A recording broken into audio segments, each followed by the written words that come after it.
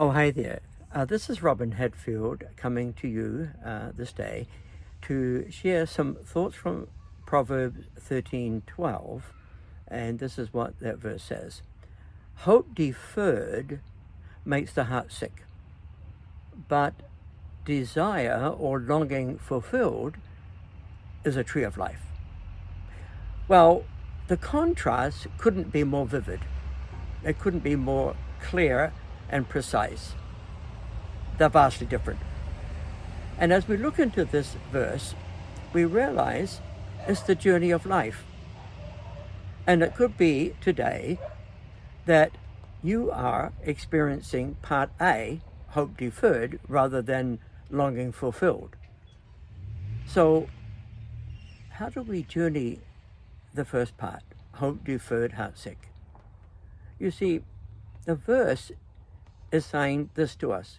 We need both. We will experience both seasons of hope deferred, heart sick, and longing fulfilled, a tree of life. But it's the first part that is the hard part. Because when it's hope deferred and the Bible is saying heart sick, it's really saying it is depleting us. We are disillusioned. We are disappointed. We are in despair. And we have all kinds of emotions that rise up into our heart and thoughts. Does God care? Is he really there? And so it's a hard journey. Hope deferred, heart sick. You know, one translation of this verse puts it this way. Hope crushed, heart crushed. I think that's very accurate. And that could be where we are today. The hope is deferred and it's been a long journey, and we begin to wonder and question whether God really cares. But we have the contrast. The verse ends with, a longing fulfilled is a tree of life. So that's part of the verse. That means that also is something that we experience. That also is part of our journey of seeing a longing fulfilled that invigorates us, refreshes us, that is life to our body, soul, and spirit. But in the meantime, if we're going through hope deferred, heart sick, I want to give to you another verse to help us journey that part of our life. And it's found in Hebrews chapter 6 and verse 19. So it says this, in God we hope. He is our anchor, sure and steadfast, that leads us to the inner sanctuary. Now that's an interesting verse. That's a different hope. It's not a hope for something, but it's a hope in God. That's a vast difference. There's a change of focus. We're not looking out round about our lives. We're looking up into the throne of heaven and to God himself. But it's interesting what it says. So hope in God is an anchor. And it says that the anchor is sure and steadfast. That's all very positive.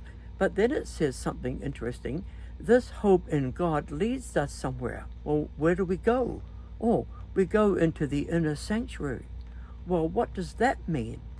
Well, it means we go into the heart of God. We go into the ways of God. We go into what God is really desiring for us and to find that out. It's finding, as it were, the deep things of God, the things that we haven't uncovered yet. It's a sacred place that we're going to.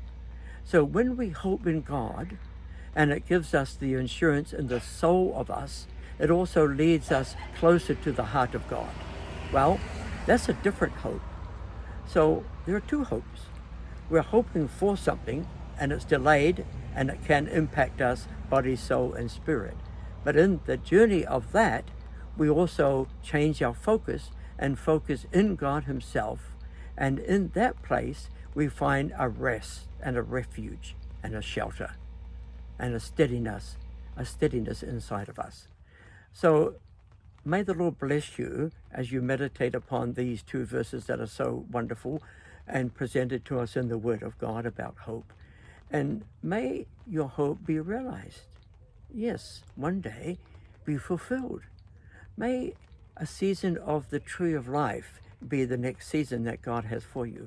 But in the meantime, wait in the presence of God and for the understanding that God gives you in your current journey.